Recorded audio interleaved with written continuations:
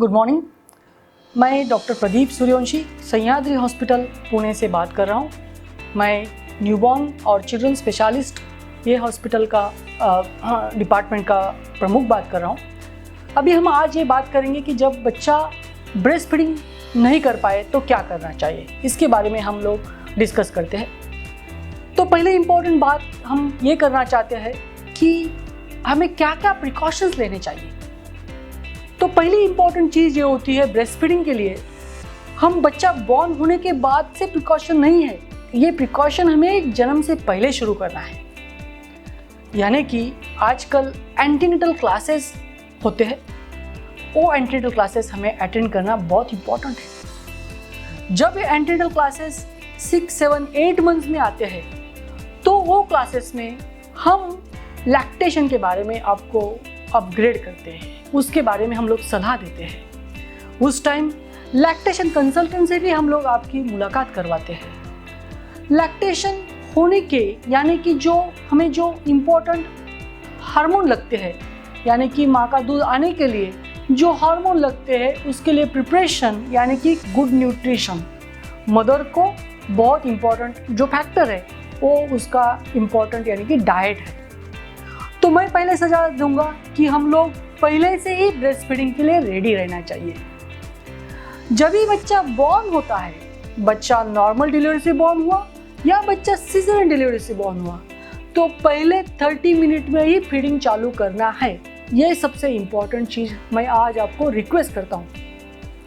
जो माँ पहले रिक्वेस्ट शुरू करता है, पहले 30 मिनट में ब्रेस्ट फीडिंग ट्राई करते हैं, यानी कि जो शुरू का मिल्क होता है उसको हम कोलेस्ट्रम बोलते हैं। वो मिल्क में ज़्यादा एंटीबॉडीज़ होते हैं, ज़्यादा प्रोटेक्टिव फैक्टर होते हैं, वो मिल्क देना बहुत ज़रूरी होता है। और जल्दी चालू करने से माँ को भी मिल्क का जो फ्लो होता है वो ज़्यादा शुरू होता है। यानी कि हम लोग ये प्रिवेंटिव एस्पेक्ट की तरफ देखना बहुत ज़रूरी है। सिजेरियन भी हो तो भी हम लोग बच्चे को पहले 30 मिनट में ब्रेस्ट फीडिंग को लगाते हैं, उसको लैचिंग बोलते हैं हम लोग। यानी कि बच्चा माँ का ब्रेस्ट फीडिंग ट्राई करना चाहता है। जब बच्चा सक करना चाहता है तो माँ के ब्रेन को स्टिमुलेशन मिलता है। वो स्टिमुलेशन मिलने के बाद हार्मोन्स रिलीज होते हैं और हार्मोन्स रिलीज होने से मिल्क प्रोडक्शन शुरू होता है। यानी कि जब हम शुरू में ही जल्दी प्रोडक्शन शुरू करते हैं तो बच्चा माँ और बच्चे का दूध लेने का जो संयम होता है, प्रोसीजर होता है, वो जल्दी डेवलप होता है। बच्चा दूध न लेने की कॉमन रीज़न है कि माँ का पोजीशन और अटैचमेंट बच्चे का अच्छा नहीं है। इसीलिए हर एक बच्चे को लैक्टेशन कंसल्टेंट के थ्रू जाना चाहिए। हर एक माँ ने लैक्टेशन कंसल्टेंट से मुलाकात करनी चाहिए, उसके साथ सेशन करना चाहिए।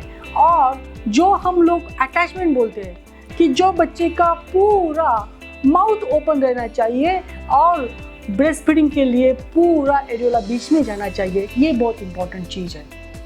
जो चीज़ें आप पहले दूसरे दिन से करेंगे तो ब्रेस्ट फीडिंग फेल्योर के रेट बहुत कम होते हैं। इंडिया में हम 99.9% मदर्स को बोलते हैं कि आप ब्रेस्ट फीडिंग कर सकते हैं। ब्रेस्ट फीडिंग के लिए कोई कॉन्ट्राइंडिकेशन नहीं है।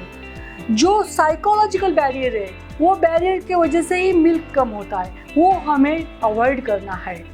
कुछ मदर्स को निपल्स फ्लैट होती है, कुछ इन्वर्टेड होती है। इसके लिए लैक्टेशन टीम के पास कुछ बेसिक प्रोसीजर होती है, उसका हेल्प लेना ज़रूरी होता है।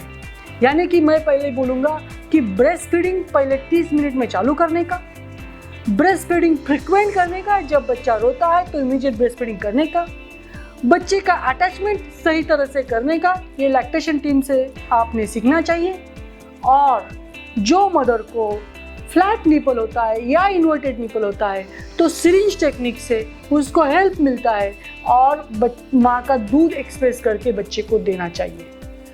जितना बार आप ब्रेस्ट फीडिंग ज़्यादा करेंगे, जितना बच्चा ज़्यादा सक करेगा, उतना ब्रेस्ट फीडिंग यानी कि ब्रेस्ट मिल्क प्रोडक्शन ज़्यादा अच्छा होगा। तो ये जो प्रॉब्लम हम बात कर रहे हैं कि बच्चे माँ को ब्रेस्ट मिल्क कम आ रहा है और बच्चा दूध नहीं ले पा रहा है, ये प्रॉब्लम प्रिवेंशन करके हम लोग अच्छा कर सकते हैं। ऐसी कौन सी भी माँ नहीं है कि जिसको दूध नहीं आता, ऐसा कौन सा भी बच्चा नहीं है कि जिसको दूध लेने नहीं आता। सिर्फ बच्चा 2 किलो के नीचे हो, यानी कि लो बर्थ वेट हो या प्रीटर्म हो, उसको प्रॉब्लम आते हैं। यानी कि हम इंडिया में हर एक बच्चे को ब्रेस्ट फीडिंग सलाह देते हैं और हर एक बच्चा ब्रेस्ट फीडिंग अच्छी तरह से ले सकता है। दूध कम आने के बाद कभी कभी रेयरली हम लोग माँ का दूध एक्सप्रेस करके वाटी चम्मच से बोलते हैं। ये दूसरी टेक्निक है कि जब माँ और बच्चा 3 या 4 बार पहले हफ्ते में ट्राई करके भी दूध नहीं ले रहा है तो उसको माँ का दूध एक्सप्रेस करने को बोलते हैं, वाटी में एक्सप्रेस करने को बोलते हैं, क्योंकि वाटी क्लीन करने के लिए ईजी होता है। और वही दूध वाटी चम्मच से आप बच्चे को डिमांड फीडिंग जब बच्चा रोएगा तब दे सकते हैं। माँ का दूध नहीं आए, ये करने के बाद भी माँ का दूध नहीं आए तो ही इंडिया में हम रेयरली कभी कभी हम लोग मिल्क बैंक का दूध सजेस्ट करते हैं, लेकिन मिल्क बैंक का दूध टर्म बच्चे के लिए कम मिलता है, इसलिए वो अवेलेबल नहीं होता है। लास्ट ऑप्शन कि जो ऑप्शन हम लोग नहीं करते हैं और करना नहीं चाहते हैं, वो 0.05 बच्चों को लग सकता है, वो फॉर्मूला मिल्क होता है। लेकिन मेरा सजेशन आपको यही है कि सब बच्चे माँ का दूध लेते हैं, सब माँ को दूध आता है, माँ का दूध सबसे बेस्ट है, माँ का दूध से सब अच्छा इम्यूनिटी होता है। ऑन द अर्थ सबसे बेस्ट जो मिल्क होता है और जो बच्चा अच्छा रहता है वो माँ का दूध से ही रहता है। तो आपके ये जो माइंड से निकाल दो कि हमें दूध कम आ रहा है, हमें दूध कम मिल रहा है, बच्चा दूध अच्छा नहीं ले रहा है, ये सब हाइपोथेसिस होती है। हर एक बच्चा दूध अच्छा लेता है। आप कैसे पहचानेंगे कि बच्चा दूध अच्छा लेता है? जब बच्चा दिन में से 6 से 10 बार यूरिन करता है तो समझ लेने का कि बच्चा दूध अच्छा ले रहा है। हर रोज डेली वेट करने की जरूरत नहीं होती है। आपके पीडियाट्रिशियन जैसे बोलेंगे वैसे फॉलो करना होता है और जल्दी से जल्दी ब्रेस्ट फीडिंग चालू करना होता है। दिन में डिमांड फीडिंग करना होता है और 6 महीने सिर्फ ब्रेस्ट फीडिंग करना होता है। ये सिंपल सॉल्यूशन हमें आपको बोलना है।